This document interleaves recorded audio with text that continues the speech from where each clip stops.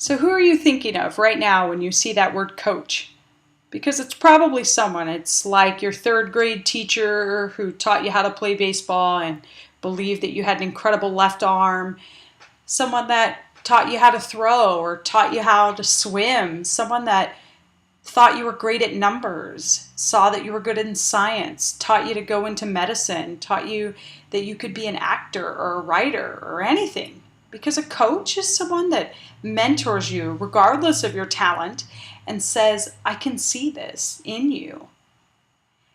And they're normally leaders because they don't just see it in you, they see it in others. They see it in everyone they come in contact with. And they normally hone that skill to a specific team or a specific group that they're responsible for. But the person who's the leader isn't always the manager, isn't always the person with the highest ranking. The traditional natural leader is someone that has the intuition, the insight, the decision-making skills. And no matter who's in management or who has what position, sometimes the natural leader coaches everyone anyway. Because the coach, well, they can make decisions. And they're not always responsible for making all the decisions, but they know how to. They know how to say what needs to be done right now.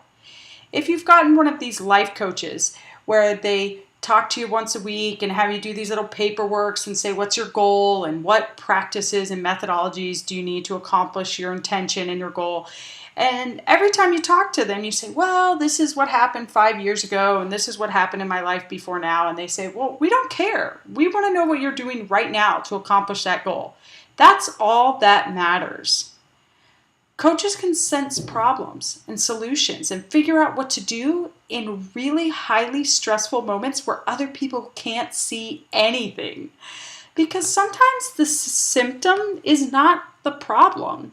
Sometimes the symptom is that, this guy's tired and he needs to be taken out of the game, and that might not be the issue at all. There might be something else happening, and it's the ability to make fine-tuned decisions and make them quickly, moving people, changing plans in a way that says, I care about you, and therefore this change needs to happen. Coaches don't wait. There's no time to wait. Why do we wait? I think it's because we surround ourselves by other people who wait. Celebrated achievers, people who accomplish a lot in their life, surround themselves with other people who also accomplish a lot in their life. They have rules and diligence and disciplines and goals and intentions all the time. It isn't something that just happens once in a while. It's not okay to wait for your life. It's happening right now.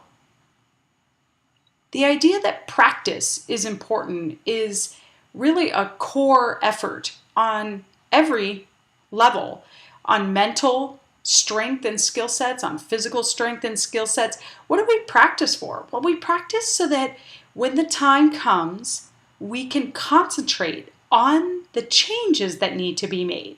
Because whatever it is that's routine oriented, that's wonderful. We can do that. But the quick decisions we have to make in moments of high stress and moments of change and flexibility and adaptability, that's what the practice gives us, is the freedom to do that. It takes just as much energy and effort and heart and soul to lose a game as it does to win a game. And coaches know that.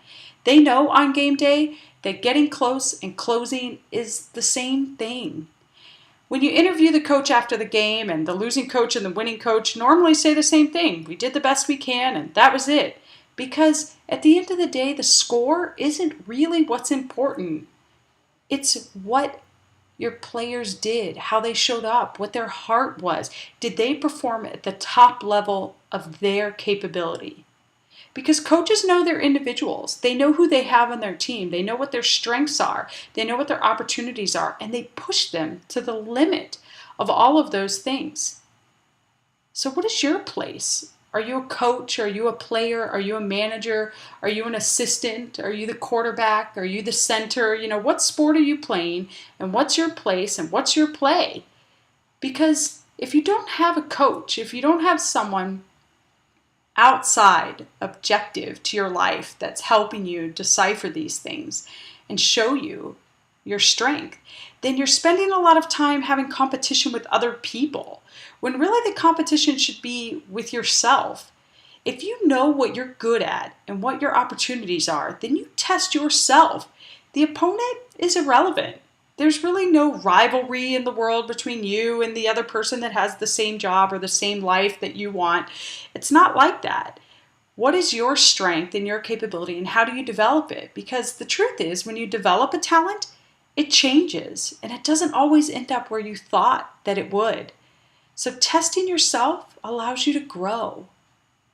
This is one of our favorite quotes by Theodore Roosevelt, and it's about how the credit belongs to the person who actually shows up, to the man who is actually in the arena, whose face is marred by dust and sweat and blood, who strives valiantly, who errs, who comes short again and again, because there is no effort without error and shortcoming, but who does actually strive to do the deeds. Don't you want to be that person, the person who shows up no matter what, who isn't afraid of failure, who isn't so addicted to winning, the person that just wants to show up and impact the world that they live in? All of this predicting and assessing and ranking and rating and judging is ridiculous. When you watch these television shows on the sports stations or political stations or anything, and the people will spend all day long commentating on something, and you think, well, the people in the room, the people on the playing field, they're really the only ones that know what's happening and what's going on and what decisions need to be made. And all the commentary really has no value in the end. It has no value. So the complaining, the useless, continuing nonsense is not communication. Leaders, coaches, players, they collaborate, they communicate, they share tactics, and they build a team and blend a team of their own. And we want people like you on our team. And we want to help you become the best player that you can, because we know that you are the best version of you there will ever be, no matter what game you decide to play.